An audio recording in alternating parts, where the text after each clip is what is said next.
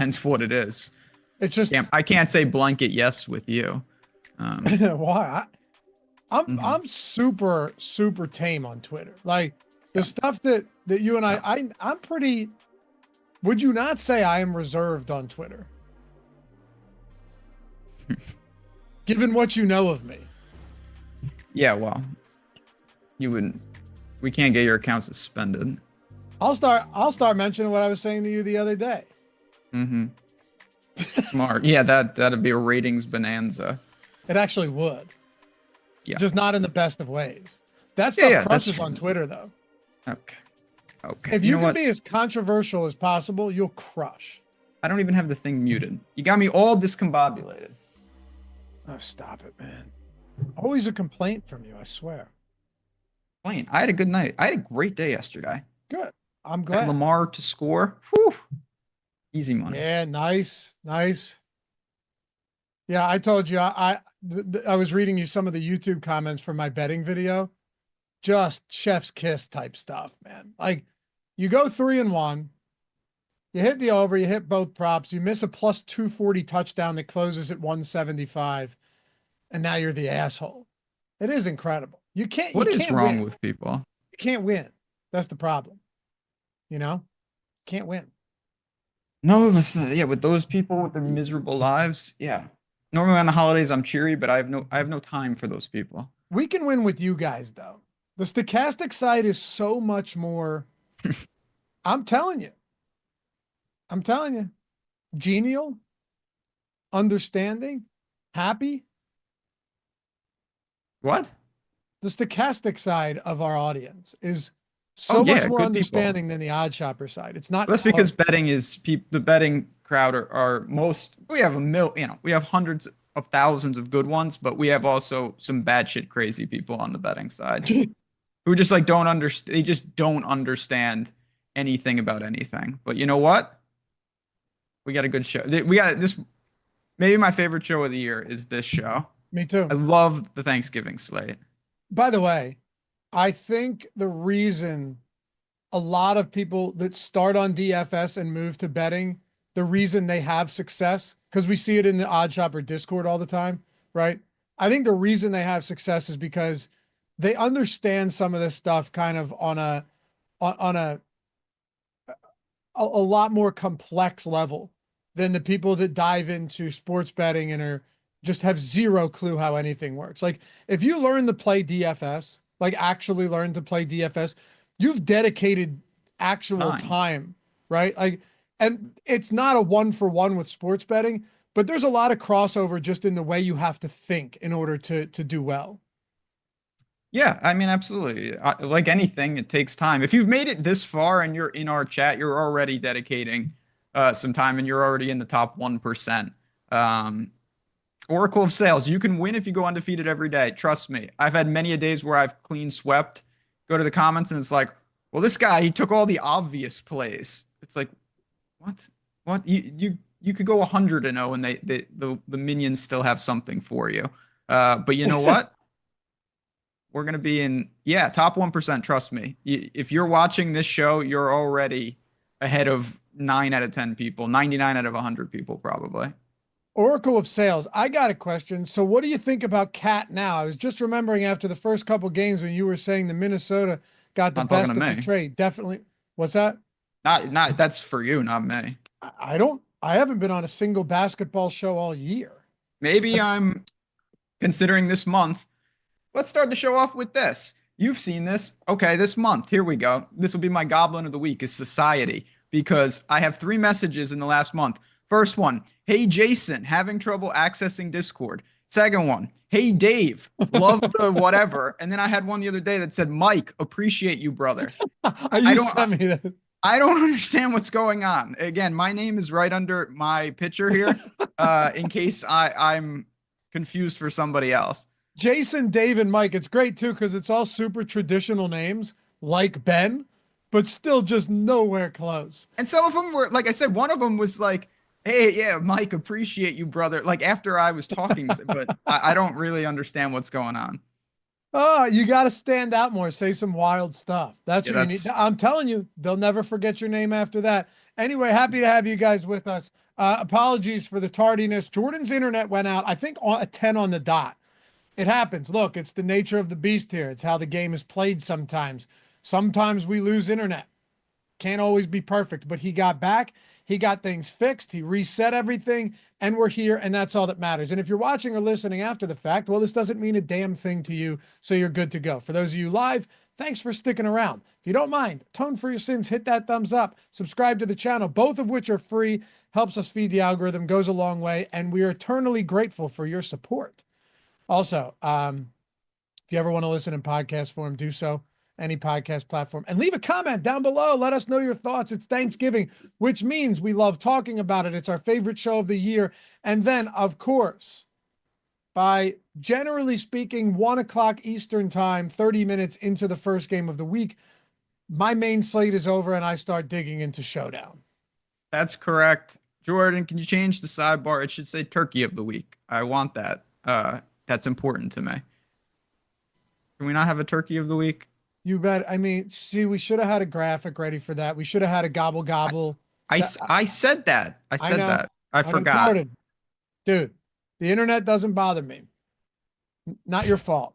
Not getting Turkey of the Week in there is a problem. You switched it fast. I appreciate you. Pull up a gobble gobble. PTI does that. It's my favorite thing that they do. We got to do some Turkey stuff. Give me Turkey of the Week. Turkey of the Week. So many to choose from. What? I'll go, honestly. Could go the Raiders again. The Raiders are just a disgrace. I guess it has to be the Giants. The Giants are just not competing. They've given up. What they did to Daniel Jones makes no sense. I realized it had nothing to do with the on-field play. I'm gonna take a cop out here and just go with the Giants. All right, that's fair. I was going to go with Washington because Washington is not that good and Jaden Daniels is not that good. Both things that I astutely predicted. And they're both ahead of schedule, but they're not. You remember when people were talking about him for the MVP? Yeah. Yeah. I mean, come on. Yeah. No, and then that like super fluky McLaurin touchdown game shouldn't even have been that close. That is now twice. Like right on the Hail Mary against Chicago as well. That's what you're referring to, right? Yeah, I just mean they're running unsustainably hot and they're still not that good. They're ahead of schedule, and I actually really like the team, but it's pretty clear that Washington is not a serious threat to anything. All right, I wanted to say the Chiefs because allowing that much production to the Panthers and Bryce Young is a travesty. Should have seen it coming. I could have gone with a lot here. I'll tell you what, man, I'm going to keep it pretty basic. I think it has to be the refs. I don't remember watching so many games, not only with flags, that's not even my issue, but the fact that there are official consultations after every single penalty flag thrown. And yeah, sure, I know they have like the quick replay and all that stuff, but Ben, how many like you throw a flag and then you announce it and then you go back into the huddle and then you change the play because of the replay. And then not only that, they changed another one. They're like, now there's fouls on both teams. Or the one against Palmer where you throw the flag, the ref is right there, but a guy over there tells you it's not pass interference. If you're going to throw the flag, throw the flag. Look, I'm okay with picking it up in certain situations, but you can't have just this utter level of uncertainty every single time a flag is thrown. There was a flag thrown on every other play last night on Monday Night Football. All right, fine. I already hate that, but if a penalty's a penalty, then a penalty's a penalty. But how many times did they change the call? How many times did you see the stripes get together and collaborate and have these discussions? It's getting old, man. Like, make a call. You don't even understand. Think about this. The NFL is 32 teams, and it's the best of the best with the like, you don't understand what's been going on in college football. It is, I don't know if the game has just gotten too fast or something, but it's horrendous. And you mentioned this new phenomenon of a subjective call, mind you. Like, pass interference is completely subjective. You throw the flag because you say that's a penalty. And then you're like, oh, just kidding. Yeah, What are I you know. talking about? What exactly just changed? Exactly. And the one that threw the flag wasn't the one that overturned. You know that Josh Palmer one, right? Say what you want, but he threw the flag and he was right there. And then other officials from out of nowhere, like not even in the TV screen, pop out and they're like, "No, not a pass." So where are the decisions coming from? And I like this and I don't, and this is what I hate. The concept of there's a term for it and it eludes me. Someone will know in chat. When the refs, when like the NFL challenges for the coaches, like insta review, and then they changed the call because it was like Isn't it wrong. just an official chat? No, I don't know. You know what I'm Anyway, talking go. about? Where it's like, Of course. oh, we we got the call wrong, basically. I like that, but you know what I don't like about it? It's arbitrary when they do it. And so, like, if you're a coach, you're thinking, like, am I going to have to challenge this or are they just going to fix this? And I hate that about it. I almost wish they would just get rid of challenges then, honestly. Replay assist. Thank you. That's what I'm Replay talking assist. about. There it is. Yep. Anyway, I had to throw that out there because it was really tough to watch when you see a flag thrown and just have no clue what was going to happen. Yeah. Ready to talk some football? Let's talk some football. By the way, I'll get into it in a minute. We have two massive promos going. One for OddsShopper, one for Stokastic. Two massive promos going Dangerously insane promos. for Black Friday. You're going to like them, is my hunch. All right. I mean, I use the tools every day. So to me, it's like, why would you not want to get in on the well, we'll talk about it. Either way. Only injuries to speak of right now, Ben, unless something pops up. I'm not including like Amon-Ra St. Brown and Tyreek Hill. I assume they're fine. You know, just some kind of rest days. Not it was limited or sorry, it wasn't real practice. It was the estimated participation anyway. Not worried. We'll have more news today, but I think we're good. Romeo Dobbs has a concussion. I don't expect him to play. No. I don't think Khalif Raymond plays. That could make it interesting. No. And I don't know if Brandon Cooks is going to be activated from the IR. My guess is probably not, with them having nothing to play for. Last one, Jake Ferguson, also unlikely to play with a concussion. I'll throw one more. I think he's going to play, but David Montgomery, that's something you have to keep an eye on. I read that he was 100% good to go back in the game, and Dan Campbell said, like, just chill out. Don't worry about it. We're good. Yeah. That's the only reason I didn't mention it. But yes, he's on the injury report. So we'll keep an eye. All right, quarterback time. Let's make it happen. There's nobody. Oh, by the way, for our tier breaks, I changed them up a little bit. So like running back is like 7K, 6K, and then sub 6K. That's easy. But then at wide receiver, I went like low tier, sub 5K, mid tier, anywhere from 5K up to like 6K or something. Just so we're on the same page, because there's weird tier breaks here and not a ton in the middle for a lot of these positions. All right, quarterback. There's nothing up top, but dude, I think you can play guys like Caleb Williams this week. And you don't? Oh, no, I think he's going to be very popular. Oh, well, I'm just because people come into this and initially write things off before they see any projections or ownership or anything like that. And that's what's fun about this show is we're taking like a ground floor approach, right? We don't really know, but we have a good idea. You have Goff, you have Jordan Love, you have Tua, you have Caleb, you have Cooper Rush. I think my two top options are Tua and then Caleb Williams, because if you look at the receivers now, if you look at the pass catchers for the Bears, is it a shitty matchup? Absolutely. Are they double-digit dogs on the road, but they are in a dome? Yes. If you start looking at the snap counts for these guys, like last week, 99% DJ Moore, 89% Allen, 87% Rome Odunze, 100% Cole Kmet. There's only 4 guys that he's throwing to, and they're all getting peppered. I'm telling you, coming off a game where Caleb Williams, he was certainly not popular, but he exploded. 47 pass attempts. They're the first game against Detroit. Everyone is going to have the same mentality in my mind, which is, I want this game. You're going to try to build with Goff. It's going to be difficult. And you're going to be like, you know what? I can build a Bears stack, run it back with a couple Lions. And I think that's going to be a very popular build. Me too. And You know what? If it's popular, I don't have a problem getting away from Williams and maybe just going more towards some of these Bears receivers. But also, not I don't want to say everything's going to be popular, but a lot's going to be popular on a 3-game slate. 100%. That's context I want. When I say popular, I if you're out there, you're going to have ownership. This is closer to showdown than it is the main slate. Keep that in mind. Yeah.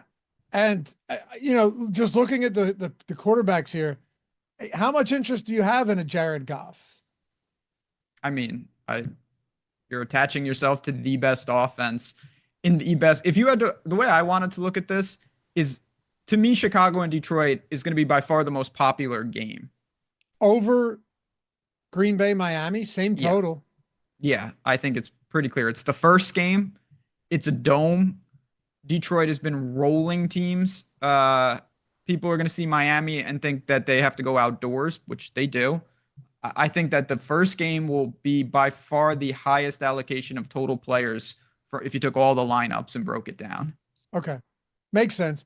It's going to be cold in Green Bay, 28 degrees. I'm not actually worried about that, though.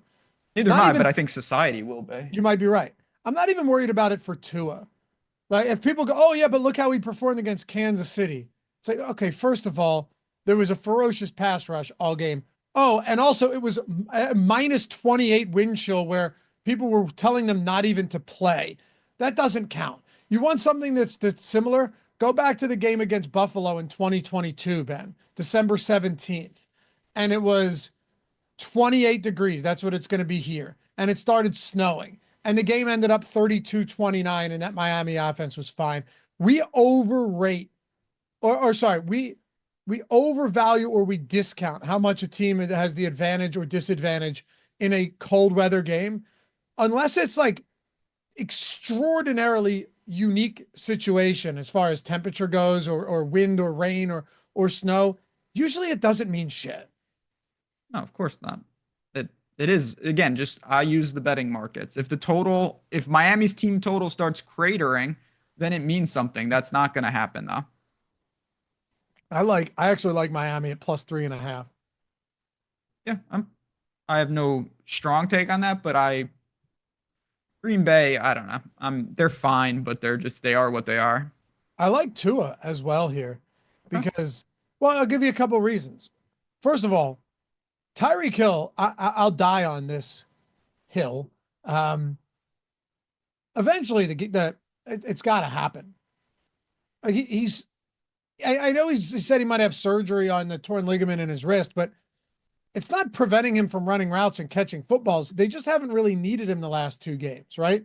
You look at the Raiders game, they had their way with the Raiders, Devon Achane, Jonnu Smith, and then Jalen Waddle last game. To think that Tyreek Hill is just non-existent anymore, to me, is crazy. And you're getting him sub 7K. Some of these price points on the Miami guys are just nice. So when I look at a 6K Tua, I see that Hill is 6,900, Waddle's 5,400, Jonnu Smith still 4,300. This game has a high total, should play close to the spread, obviously, but I think it will, and I think they can win this game outright, even potentially, because they're live for the playoffs now. By the way, with how rocky that AFC is, like Tua just to me looks good in this spot. Also, Jair Alexander probably out. Yeah. I mean, listen, Miami's going to be a team that you can absolutely get to. I just look at it.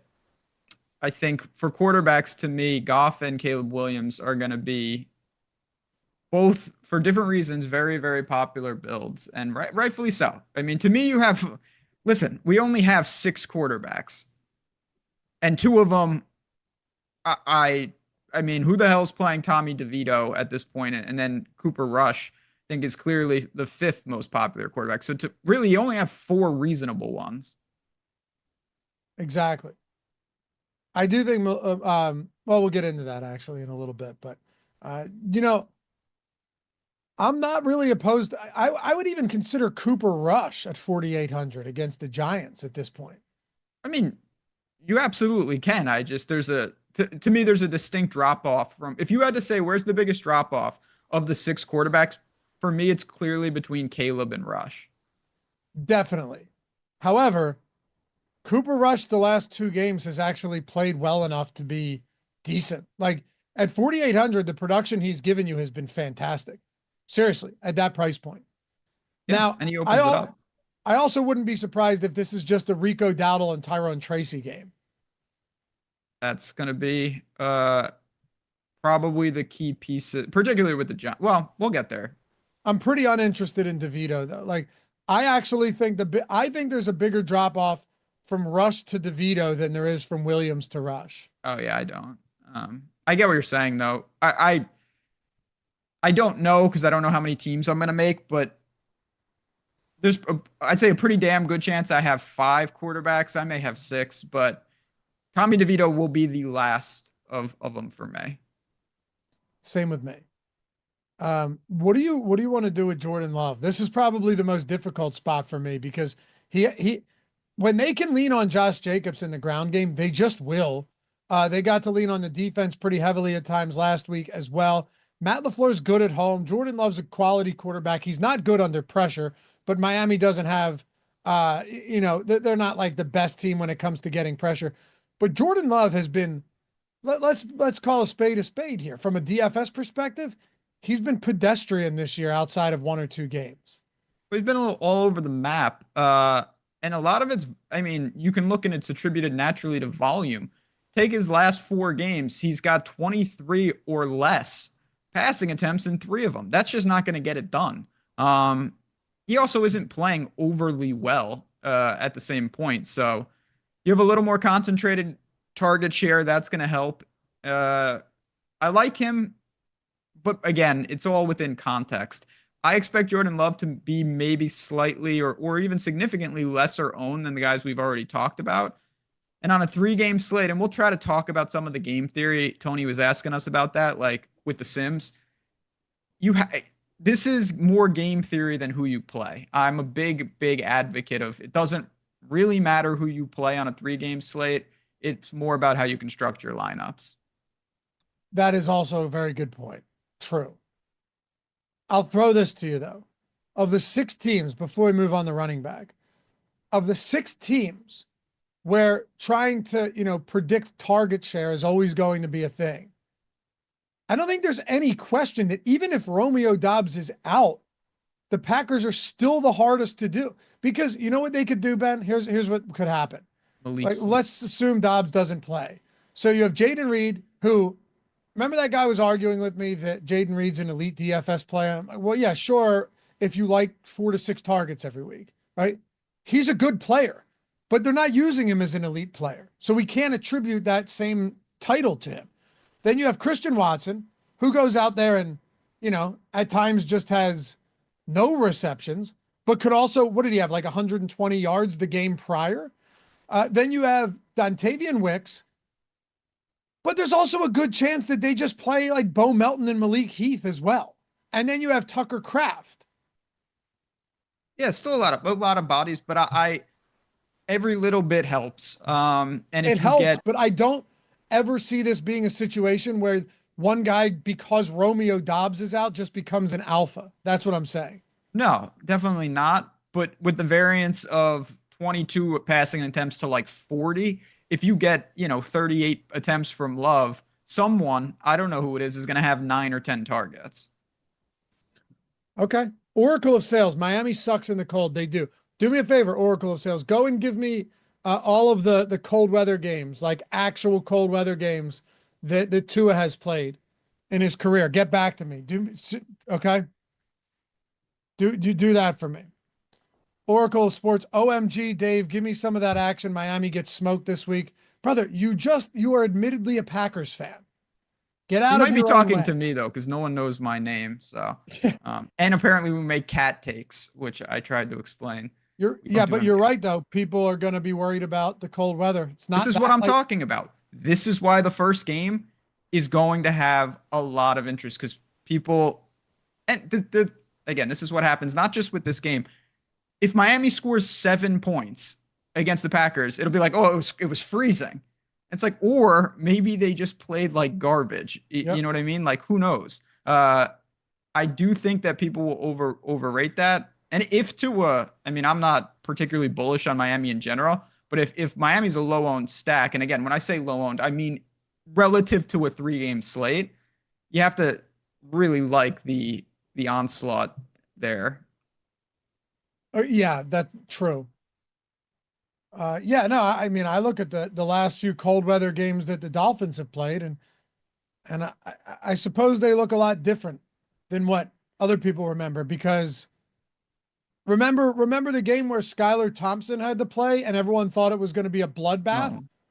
You don't, that was a playoff game. That was a crazy playoff game Oh yeah, that was against Buffalo when against they Buffalo were again. like 15-point dogs and then they almost won.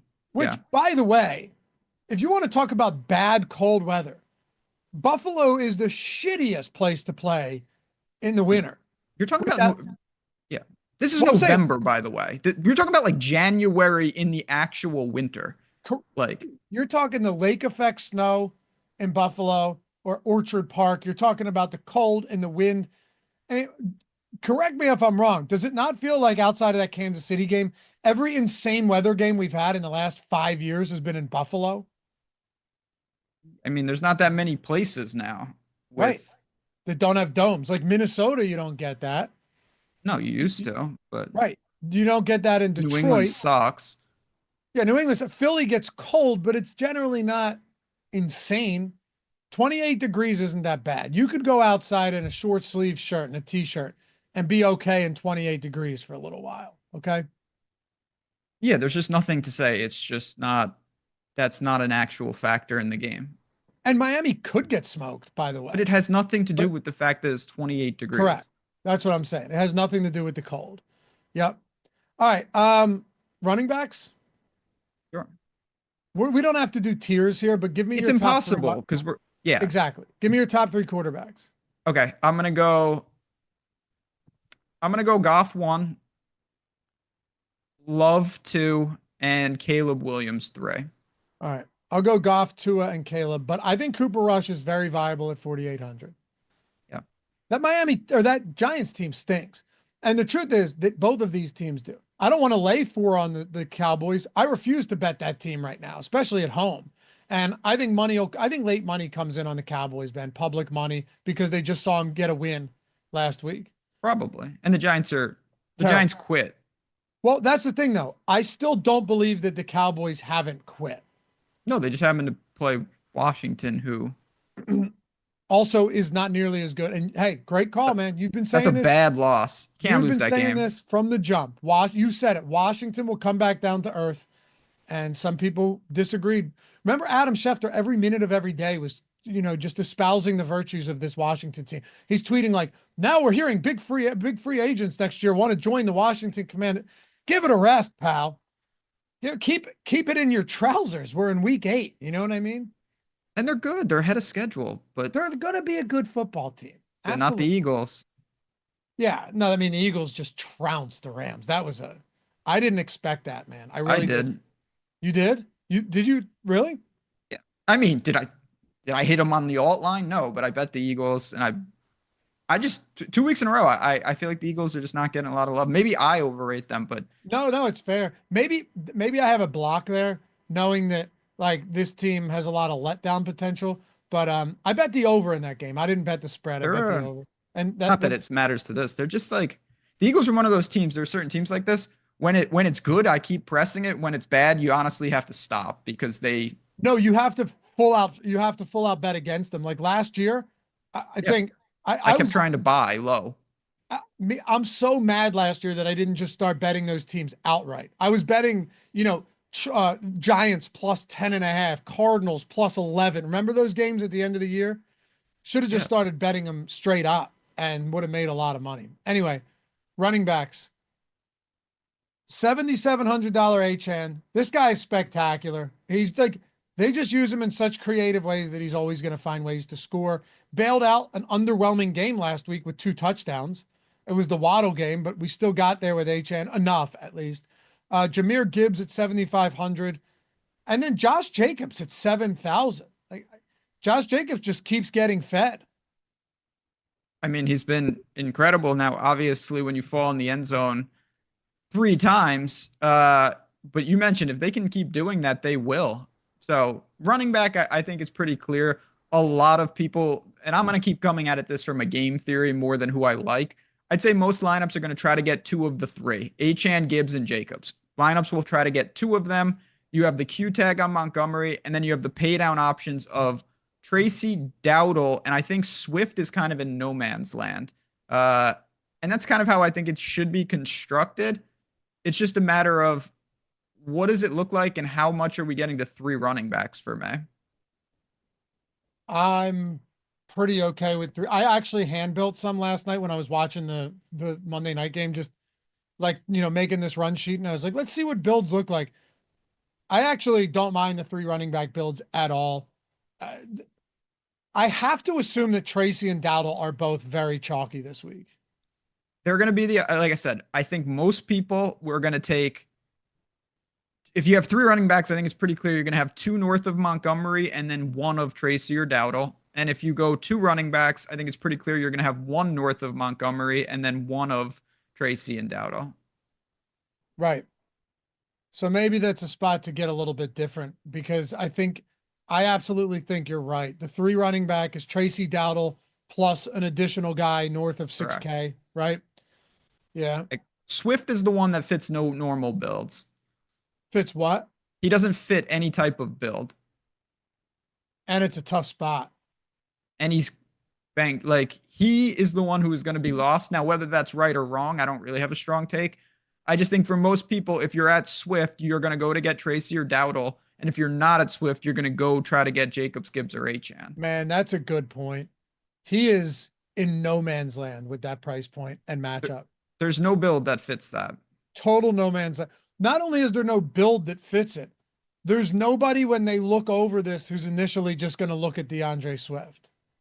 Yeah, and that's, again, it's only 3 games, so. So you're willing to entertain that for sure, though. Oh, absolutely. You know what? It's a really good point. Plus, he can get pretty voluminous work in the passing game as well, especially if they're playing from behind. And he's a home run threat. Like, he could break one. Yep. Even the best run defenses give up big plays at times. Yeah, it only takes one with Swift. It only takes one. That's a great call. I won't even ask you, do you like Swift over this guy or this guy? Because in a vacuum, you're going to like everyone over Swift. Everyone, but so does everybody else. And it's a 3-game slate. Yeah. Yeah. Nah, good point. Look, I like Jacobs. I like Gibbs.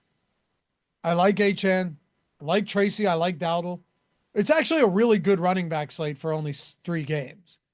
But and it's good price points. Swift is the odd man out. And if I'm not getting much of him, you're absolutely right. I'm going to boost him a little bit just to get a little bit above the field. And I don't think it's, do you think of the 7 running backs, including David Montgomery, right? Like the 7, let's call them starters. We'll include Montgomery and Gibbs as, co-starters. Do you think Swift is the lowest owned? I don't see how he's not. Okay. Do you think it would be significant? I think that it'll be, if Montgomery is cleared pretty convincingly, then I think it will be significant. If Montgomery is sporting a real Q tag and he's expected to play, I think he'll be 6th. Okay. So if Montgomery, let's say he's good to go, I think he will be. If that's the case, then Swift is objectively a good play on this slate. Again, I know when I say stuff like this, it sounds kind of stupid, but it's true. If any of these 7 running backs was like 5% owned, I don't care who it would be. They would be an objectively good play. It wouldn't matter to me who they are. Yeah. It's almost like you just erase the name, erase the matchup, and look straight at ownership. It just doesn't matter. If you can get unique on a 3-game slate without being like, oh, I know how I'll get unique. I'm going to play Sincere McCormick, who's obviously not even on the slate, but like someone crazy. That's different. But if you can be unique with guys that are in real roles, I don't care what the lineup looks like. That's a win on a 3-game slate. EWE, however you say it, Swift is a leverage play only. You don't have to include the only in there though. Yeah. That's what leverage plays are good though. That's what you need. Yeah. Yep. Anything else at run? Oh, I'll throw one more at you. Do you think Jalen Wright would be at all viable, or is it just too much opportunity cost at a position that's loaded this week? So that was the question I wanted to ask you. Will you play someone below Dowdle? If I did, it would be Jalen Wright. It's not going to be Singletary was getting work when they were down by 100. I still anticipate Tyrone Tracy getting the bulk of the work in this game. Don't know where you're at there. Roschon Johnson, same thing. I don't have much faith that he's going to see enough of the field at all. Raheem Mostert getting phased out of the run game.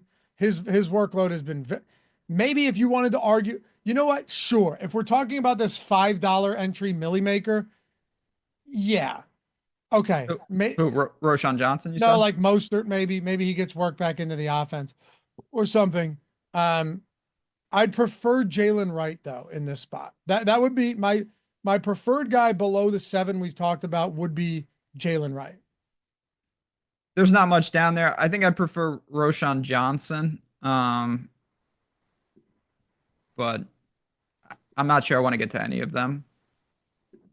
Okay. Let's talk wide receivers. Oh, guys, I almost forgot to mention how could I do this?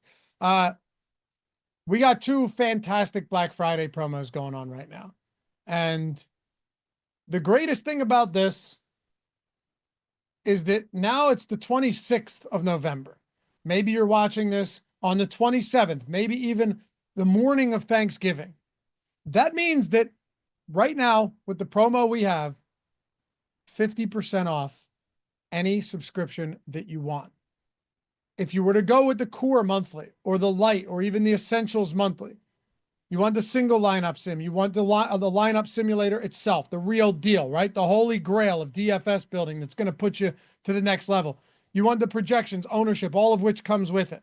The top stack tool, the boom bust, premium Discord, you name it, all of that for NFL, 50% off with promo code Black Friday, all one word. The link is right there. So, okay, you'll see it. Hold on. It is Black Friday sale. There you go. Just use Black Friday at checkout. You are getting any subscription you want, week or month, for 50% off. Ben, the reason I mentioned the day is because if you think about what we've got coming up, if you've been kind of on the fence, thinking about trying it out, don't know if I want to spend it, maybe you were burned by another site in the past and you still have cold feet to dive back in. What about the fact that now you're getting the Thanksgiving slate plus the 2 huge showdowns that they're going to have? You're getting the Black Friday game with the Chiefs and Raiders. You're getting all of Sunday and Monday. Then you're getting every other week, plus the Saturday slates that start up within this window of the next month, and the final week of the month that you're getting when you use this Black Friday promo. Again, just use that at checkout. You're getting the Christmas Day or the Christmas Day games and all of that in between. So, I mean, there's no better time of year for DFS, quite simply. It's an amazing time. And again, we wanted to do something, the response to these tools has just been, it's been awesome. The community has helped build them. When we started and what they look like to where they are now, we all use them. So it's easy to identify, like, you know what, I absolutely hate this, or this doesn't make sense. And they're in a spot now, I think it's pretty clear, they'll make you a better player. Are you going to use them in the first day and you're just going to win $1 million? Well, that would be really nice. But that's not how anything works. But if you're just saying, you know what, I want to really make sure I'm getting the most out of my DFS lineups, this is the way to do it. Use the code and see it for yourself, and you will see, even if the results don't immediately change, I can guarantee you will feel more confident in your lineups, and you will see the paths to know that you're either on the right track or what you're doing maybe needs to be tweaked. That's the other part that I love about this. I have found leaks in my own process because of the post-contest sim where I say, you know what, my lineups are grading out negative. I must be doing something a little off. And then I find it and I see the results and the scores of my ROI changing and improving. Yeah, it's an awesome process. My results have been so much better the last 2 years. I just told you, I almost won. I'm the worst showdown player potentially in the world. I can play showdown this year. I literally couldn't play showdown because I'm just so bad at it that it's just too expensive. You almost won it yesterday. Yeah. I've been awesome in showdown lately. I'm not playing a ton of lineups, but I just a nice little core and I just spin it with, I use the single lineup simulator for that because I don't build, I'm not MMEing it, and it's just been absolutely awesome. Hell yeah, man. Single lineup sim. take your hand building process and evolve with the times, into 2024, 2025 style DFS, get that competitive edge for real. Or the sim. I mean, I generally use the Sims for everything, and then I'll go and I'll massage it and I'll pick some lineups out that I want when I'm talking single entry. You can do it a million different ways.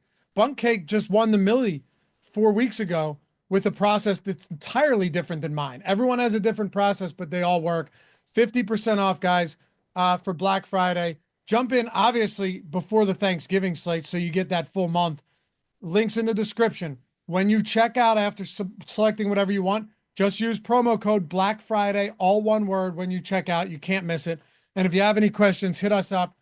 Prior to signing up, my DMs are open on Twitter. After you sign up, hit us up in Discord. We're both happy to help with anything. It's going to be an awesome month of football, and I cannot wait for it. And hopefully you guys join us. Say hi in Discord as well. Wide receivers: St. Brown, CD, Neighbors, Hill. You might think I'm nuts here, but I think I like CD Lamb better than anybody this week at that price. I played CD Lamb last week on the main slate, and he got another 12 targets, and he had 10 for 67, which, some of that is really encouraging, some of it's discouraging. But I'm with you. To me, the wild card is Neighbors. I have no idea what to do with him. I don't either.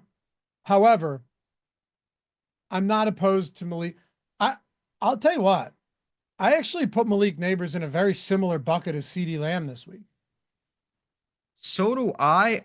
We talked about this on Sunday, and we put him in a similar bucket there, but we ultimately both agreed if you're going to take an alpha with a shitty quarterback situation and a lot of targets, I think it's clearly CD Lamb.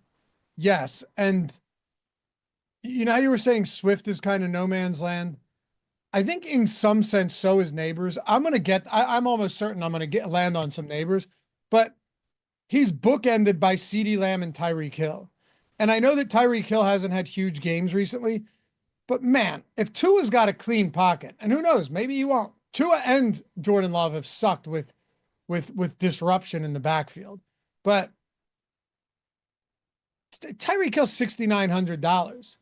And his production hasn't been great, but he still has a much better quarterback, a 100%, a definitively better quarterback, and an established one at that. Neighbors feels like the odd man out, but not enough to where I don't want to play him at all. Because this could just be an ugly game. What could happen in Dallas? You and I always talk about how these scenarios play out between two bad teams, two bad quarterbacks.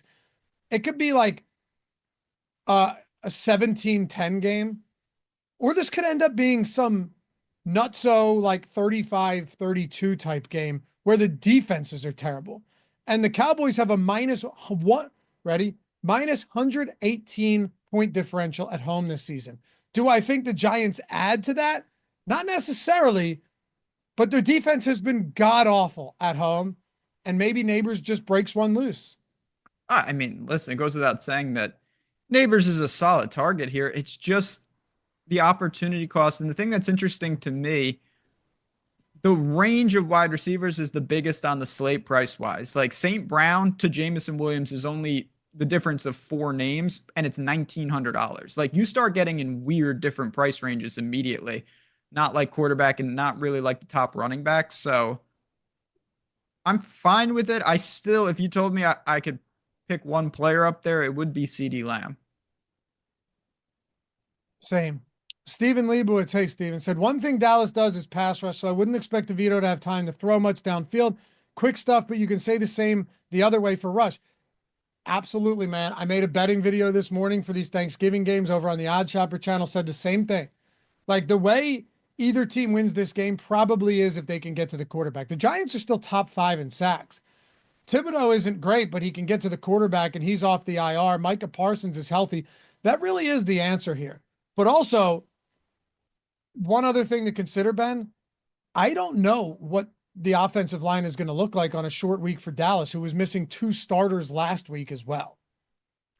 Well, again, this is the highest variance game of the slate because the teams are so bad.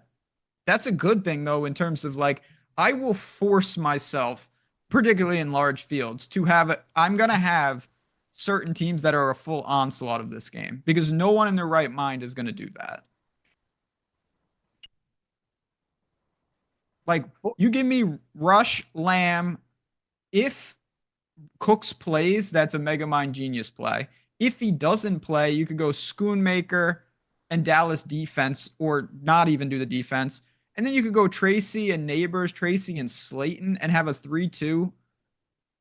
People are not going to do that. you could go Jalen Tolbert too. I know he hasn't been great. I know he's not getting a ton of work, but the guy's out there for almost every snap of the game, running around on almost every drop back. He played 97% of snaps on Sunday. You could do that. You could do Turpin and Dallas defense. Oh, now that's getting wild. Double dip. He is probably the best return man in the league right now. Yeah. I mean, again, is that likely to happen? No, but if it does, it's going to be in the optimal. Yeah. Fun slate actually for Thanksgiving. It really is. The onslaught could be in play. Seriously, would you be shocked if it's 17-10 or like 35-30? It could just, this game is really unpredictable. Absolutely. It's very unpredictable. What about St. Brown as a pay up option? Highest priced player on the slate. Solid floor. I'm fine with him. Honestly, I don't really have anything to say. He's just in a very good spot. I expect him to be ready to roll. And if you have the money, you absolutely can go get him in any single format. Where are you on Tyreek Hill then? Tyreek, I mean, it's one of those things. There's just an element of like, oh, he's due and all that. And we've seen, look at Waddle. Waddle was doing absolutely nothing. And he gets 9 targets, 8 for 144 and a touchdown. Obviously, Jonnu and Achane, I think, have taken over the offense, but it's still Tyreek. So I'm indifferent to him in a fine way. I'm very comfortable getting to him. He's fine, of course, with Tua. He's fine as a one-off. So for me, it's less that he's due and more, I still think he's better than a $6,900 player when Tua is healthy. Yeah, I mean, he hasn't played poorly. He just hasn't had the opportunity. Yep. In the mid tier, you got guys like Jamison Williams. You have Jaden Reed, who, assuming Dobbs is out, maybe Reed is factored in more. He is dynamic. He can have those crazy big games with limited volume, but the limited volume is an issue. I'll tell you what, though. I look at this, I say Waddle looks okay, but I don't think, he maintains last week's production. I keep coming back to the Chicago receivers because it is such an insanely concentrated target share. There are only 3 receivers in this. And when I say that, I mean it. Go look at the snap counts. Go look at the routes run. Go look at targets per route run, all that stuff. There was one other receiver that played snaps last week. It was DeAndre Carter. He played 4 total snaps. That was it, Ben. That was it. Yeah. And again, it's always the same concept. DJ Moore is going to be extremely popular at 56. He should be. Love that spot for him. And then you've got. I think Keenan's going to be more popular. Really? Yeah. Okay. I think it's pretty clear that Rome will be the 3rd most popular. Agreed. Keenan Allen's 5,100, and he doesn't have a ton to show for it in recent games. But you look at the offensive coordinator change. Since that took place, he has 23 targets in 2 games, and he's 5,100. Well, how often, forget about the actual production, like the realized output from this guy. And actually, last game was a great game for Keenan Allen. How often do you see a guy at 5,100 have a 15 target game? No, I mean, that's what's tricky about this. It's a short week and it's on people's minds. Everyone looks good because Caleb threw the ball 47 times. I think he'll probably have to do that again this week. Well, then again, you're going to have these guys and Kmet all getting, like Kmet had 10 targets in his own right. So you know where the ball's going and you're going to be able to do things. I think the interesting part will be, can you find a way, like I will entertain taking 2 Bears pass catchers without Caleb and see what happens. I'd be fine with that. Yeah, that's going to be a weird build, obviously. Yeah, you have to. The Sims might give you 2 Bears receivers in Swift without Caleb Williams. You never know. I don't know. Somebody asked, can you talk about what would happen, or where was this? Jackson, can you go through some scenarios where Amon-Ra doesn't play. Does Jameson get a huge boost? Look, I would be very surprised if Williams doesn't play. Detroit does this. I know they said that he's nursing a knee injury, but we're talking about an estimated practice report on Monday where they don't actually even practice. It's just they estimate whether they would have or not. I would be surprised if St. Brown didn't play. But yeah, if he doesn't, and if Khalif Raymond is out, then of course you clearly get a big boost for Jameson Williams. I would definitely boost Sam Laporta as well. And then guys like, Tim Patrick becomes viable on top of that. Yeah, I'd agree with that. I mean, I'm not expecting any like crazy news. There are cheap wide receivers though, and I think most of it is related to Green Bay's situation. Where do you want to go? I told you what I like in the mid range. Is there anybody else? And by mid range, I'm just talking like 5K and up below Tyreek Hill. Is there anyone we haven't touched on that you want to get to? No, not really. It's not that many names, and it's mostly the Bears. I know he's not five. Christian Watson obviously is right there as well. He's 49. He's going to get a boost. I like him, but I think a lot of him and Wicks, one of them, if not both of them, should really benefit, in my opinion, if he can't pass protocol dubs. Well, I think at the low tier, Malik Washington is the ultimate dart throw if you want to get wild in that $5 milli maker and stack him with Tua. That's the ultimate dart throw there, Malik Washington. They've been using him in a little bit of some creative ways recently. I prefer him over Odell Beckham. There's nobody really down there. Tim Patrick, maybe, even if Raymond is out, but possible that Patrick sees a little bit more. It might just go to Jameson Williams, though, and it's a moot point. But Wandale 4,700, I think, is fine. Steven mentioned it. I agree. I don't think DeVito's going to have a lot of time to throw. Wandale might have like an 8 for 50 game, and it ends up being enough. And then I said it earlier, Ben, but Jalen Tolbert's 3,800 for a guy that's going to be on the field for the entirety of the game against the Giants. I would assume I'm going to be taking some shots on Tolbert as well, even though the volume hasn't been there as far as targets are concerned. Yeah, and listen, if you're on the field that much, you're just in play, full stop. All right. What do you think about tight ends here? So, tight end actually to me is pretty simplistic in the sense that Jonnu's going to be very, very popular, and we'll talk about that. I actually have some betting takes on this that I'm going to weave in just a second. But Jonnu coming off a couple of monster games, 11 targets in the last game. That's going to be pretty obvious. I'm going to say once because I'm assuming this. Once Ferguson is ruled out, Schoonmaker is going to be very popular at 34. 3 for 4, and he caught a touchdown. He's the easiest pay down option. He pairs with so many great lineups. Then what? That's the key. Then what? Komet, Kraft, Laporta, and then randos. That's how I see it for me, first glance. What do you think? I was looking at props because I had some Thursday props for Thanksgiving start to populate here on the portfolio EV tool for me. You stole that's what I was gonna say. I saw a couple pop up this morning. Yeah, man. We talked about the Brandon Allen one the other day. Got him at 188. Closed at like 205 or something. You get some good. That's what it's all about. And I was looking, by the way, I've been using the new bet tracker on Portfolio EV. Got to get in the green. Dude, it's sick. I'm looking down and every bet I'm placing is getting closing line value. Significant. I mean, that's, we're not going to dive fully into the concepts, but to sum it up very quickly, what Portfolio EV does is it identify. It's just like DFS in the sense, think if pricing was fluid. I'm gonna go off the rails a little here. Go ahead. Think if pricing was dynamic, and in the sense that it could move, and you logged on and the pricing was released on Monday morning, right? And you look at the slate and St. Brown is $6,500, and you're like, man, on FanDuel he's 9K. On all these other sites he's 9K. I'm gonna play him at 6,500. You know what's gonna happen? That price is gonna go up and up and up because he shouldn't be there. And you're going to secure it. And that in betting, that's a real thing.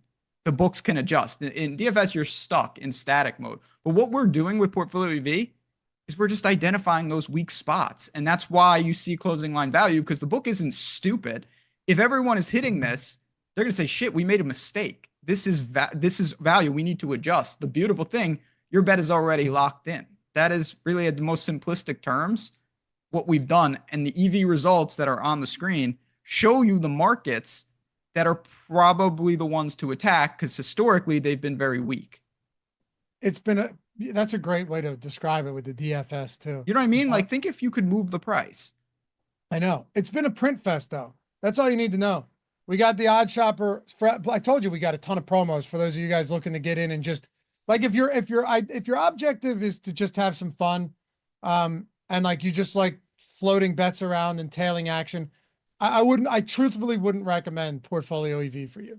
If you don't care, if you're trying to profit and make more money than you make right now, like at your job, doing anything, playing DFS, then Portfolio is something that I would highly recommend. Ask me to see, hit me a DM. I'll show you my results. I would assume Ben can do the same. Like I'll show you it is printed this year with NHL and NBA. And all I do every day, I have notifications on my phone. I set my portfolios up to give me the bets that have been historically profitable in the results tool. All of this stuff you can learn later. We have tutorials for all of this. And after doing that, all of the bets that pop onto my screen come straight to my phone with notifications. I jump into the app, I hit the mass entry tool, click on FanDuel or DraftKings or whatever. It loads every bet into my bet slip, and then you just put your entry in. It's like mass entry for DFS, except easier. So I'm getting hundreds of bets in every day. I think I've made like 3,000 bets so far in November alone with a very nice return. And it takes very little of my time. It takes zero research, zero thought process, zero effort, just understanding how market-based betting works and how to build portfolios. And now guess what? I'm making money betting while I'm literally doing this show with you. I've placed 5 bets during the show, just clicking into my phone. If you guys want to check it out, if you're really serious or even interested in making money betting, right? Even if you're not a sports bettor yet, but you want to be one and you just want to make more money, extra money, 50% off or 75% off the entire month. That is what, less than $1 a day.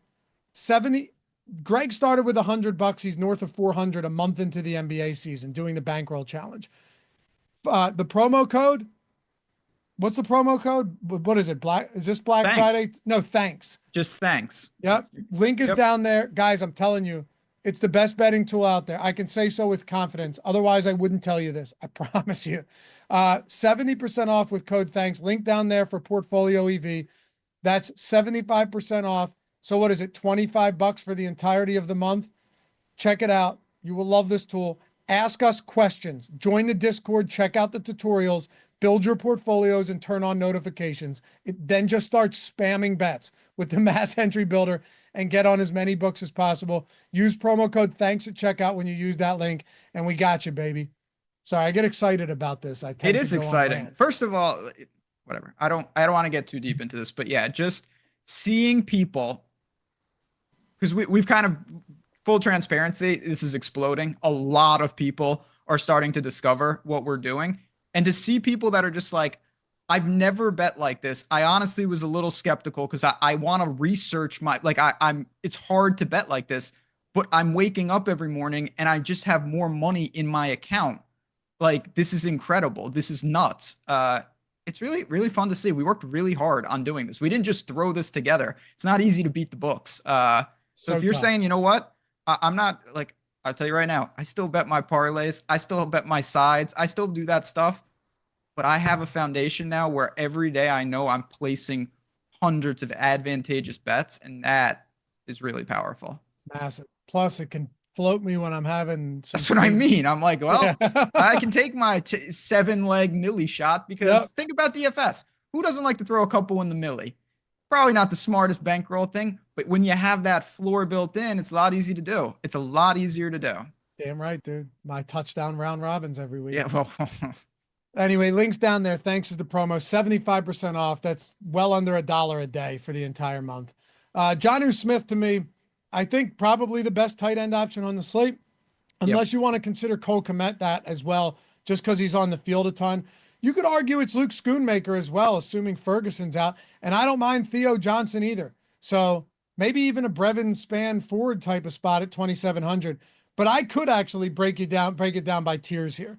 I would go number one, Jonnu Smith at the top tier, north of 4K. I don't hate Laporta, by the way, just because it's a 3-game slate.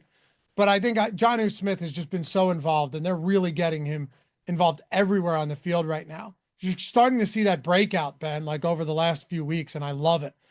Next tier, I'm going to go Schoonmaker. I wouldn't be surprised if you said Tucker Kraft or Komet. I think that range is nice between that trio of players. And Theo Johnson for me at the low tier. It's not exciting. He doesn't have a good quarterback, but Theo Johnson's just playing so much that, assuming he's on the field, he should be from what I saw.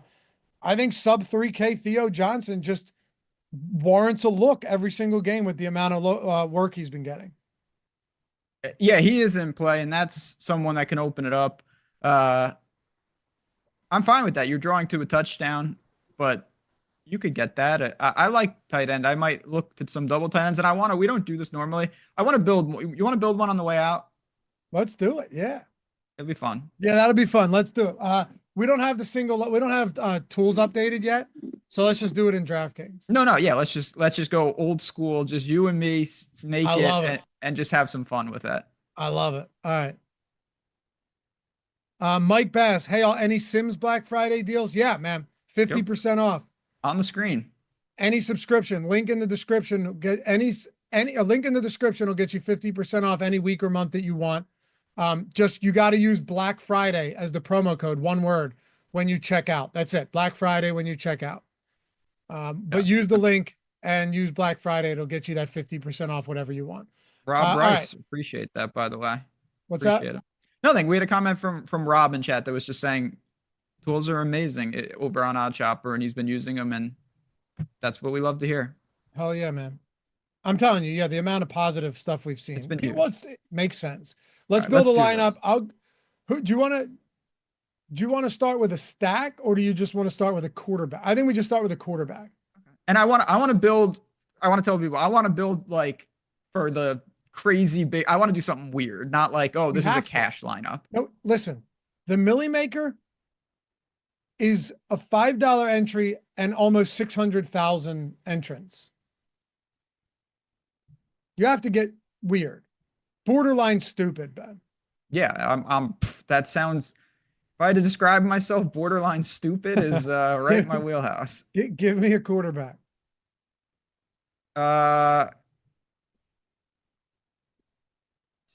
Tua. No, you know what? Cooper Rush.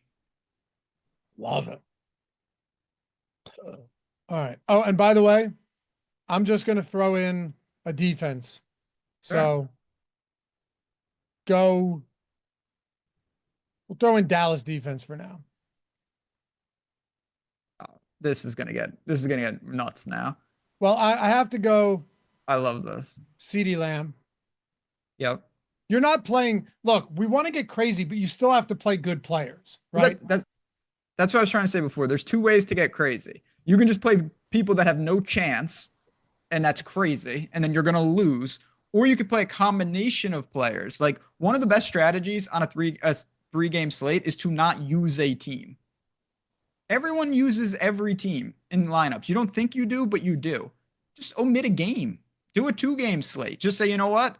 Packers, Dolphins, they don't exist on this lineup, and build and see what happens. I'm going to go Schoonmaker. So very traditional so far. Okay. The old Schoon. Yeah. Well, I think we have to do it. We got to go Swift. Right? I mean, that already makes us different.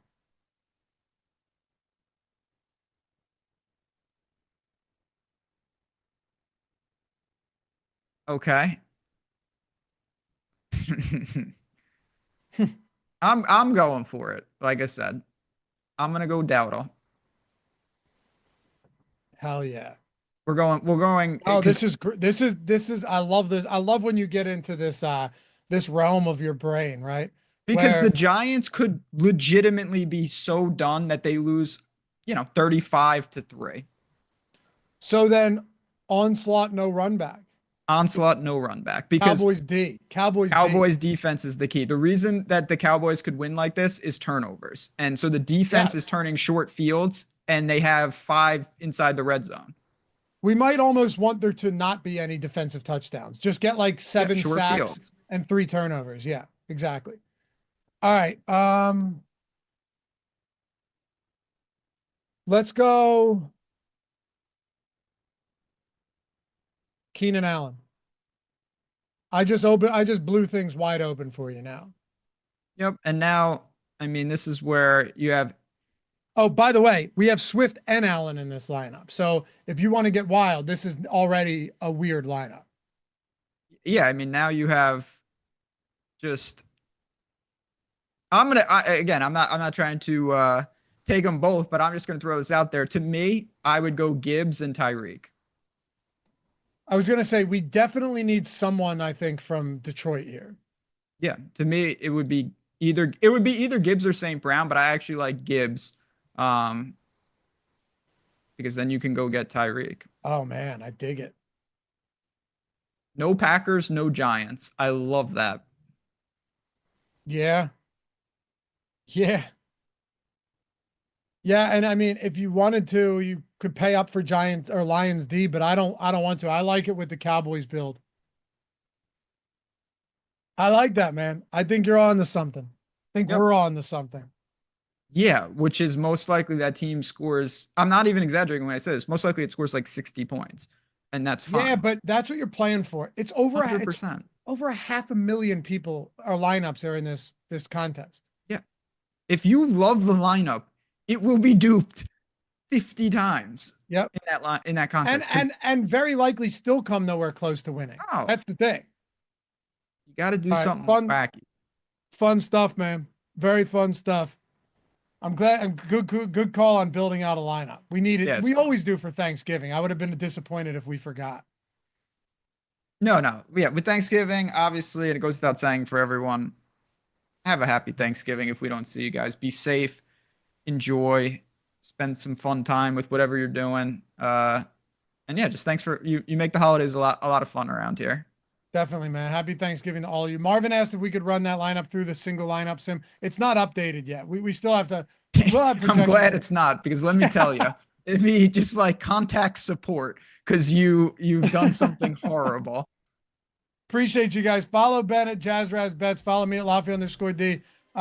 Remember, links to the Black Friday sale with Black Friday promo for 50% off any core or max package for Sims. Stokastic, say hi in Discord. If you want to do 75% off for OddsShopper Portfolio EV, that's down there as well with promo code thanks.